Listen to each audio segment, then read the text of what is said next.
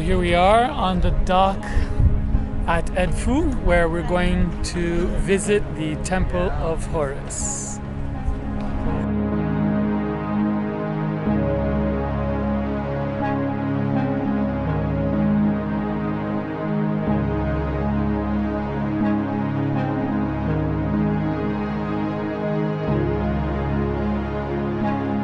Temple of Horus. Ow!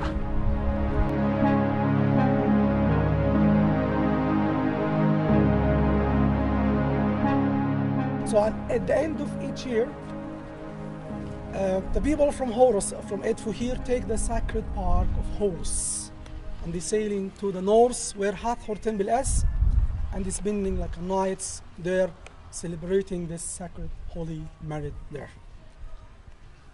At the end of, or the second half of the year, the people from Dandara, they hold the sacred bark of Hathor, sailing toward the south against the Nile court to be here in Edfu and have the other celebration of this court. That's why inside the sanctuary we will see the two sacred bark images, the one which had the head of Hathor to the right hand side, that means to the north, and the one of Horus who had the falcon head to the left hand side to the south. But the most important thing here in the temple, two rooms will be found in the second hall. One was directed to the sacred oils which they used, the priest used to make it, and how we use it, and also the account of each single herbs that we have to mix to do these oils and how we can use the sacred oils. The other room was what we call it a library, or these shelves where they used to keep the papyrus roll inside. What the papyrus roll was there, it has written accounting of the offers which used to be inside the temple here. And of course, that was signature by the employer of the temple, the lower degree of the priest who receiving the offers and then send them to the high priest. So here we are at the Temple of Horus, and you could see that at the entrance of the temple is flanked by two falcons. Falcons are the symbol of Horus.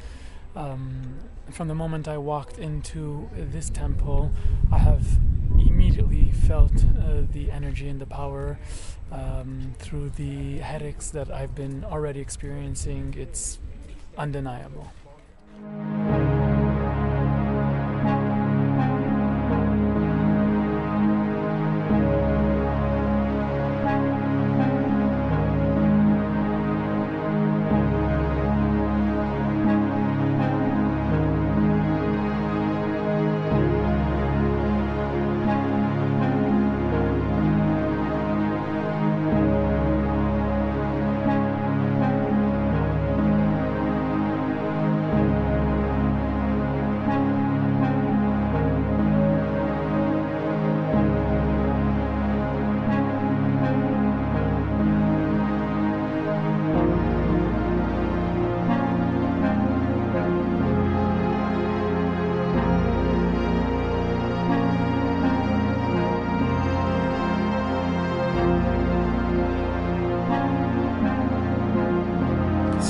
Here what Mohammed calls the bark.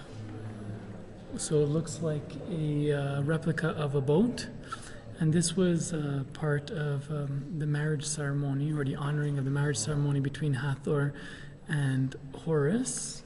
And every 6 months they would bring this bark from up from Dendera to Edfu here.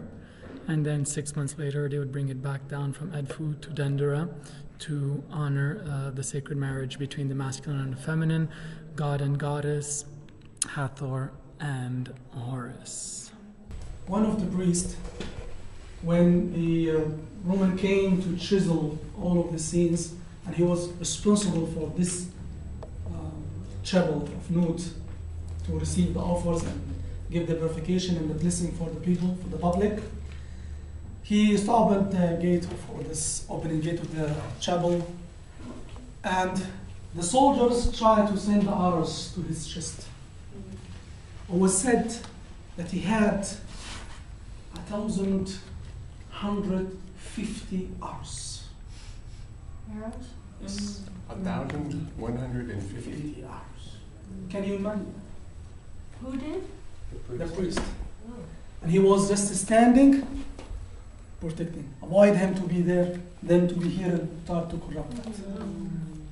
It's just to see how this masculine power really gives him the power to be able to contain, like a container for all of this evils which comes through his body. Horus, stand, and Hathor is here. Smell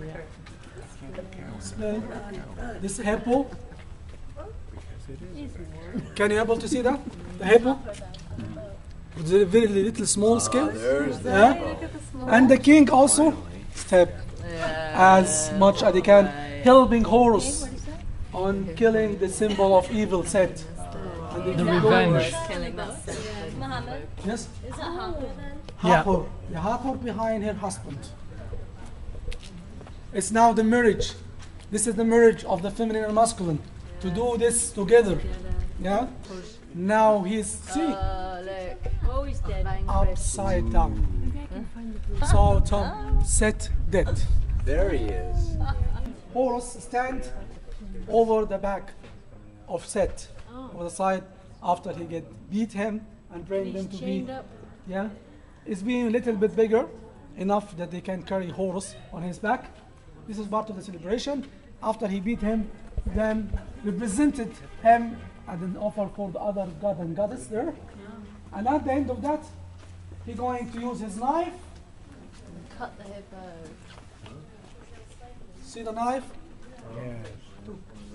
Use the knife and cut the hippo for 42 pieces. I was gonna say payback. Threw them on the river, and that will be Wow. the end of this festival or the end of this celebration by this holy marriage of Satan. 42. So the Horus temple in Edfu is pretty spectacular. And what we get most from this temple and the inscriptions on the wall is mostly the ritual purification rites, the offering rites to the god Horus and his partner Hathor. And a lot of it has to do with the king's relationship to Horus and their quest to avenge the death of Horus's father, Osiris, who was killed by Set, his brother, over jealousy, cut up in many pieces, scattered around the different cities, and Isis put Osiris back together. So it was taken upon Horus and the king of the time to have revenge on Set, who is depicted on these walls as a hippo. In terms of energy, I felt it very palpable when I walked in.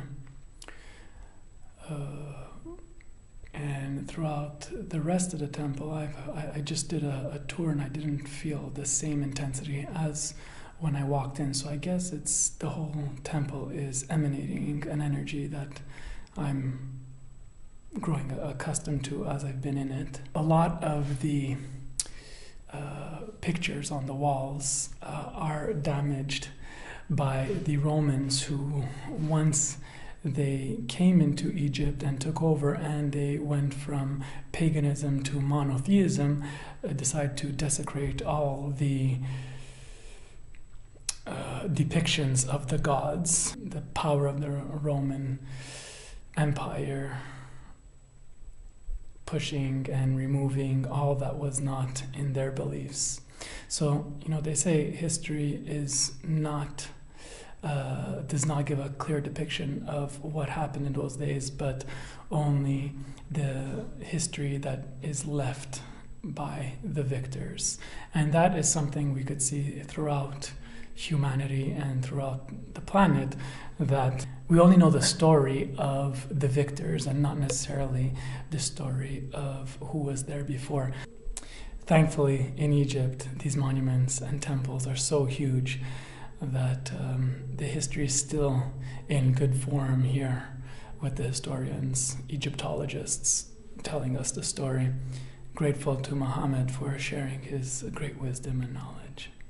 Another lesson of why love must rule, and the old patriarchal system of subjugation and competition must go, and here we enter an era of the new paradigm where it is unity and harmonization. So remember, let love free. Peace.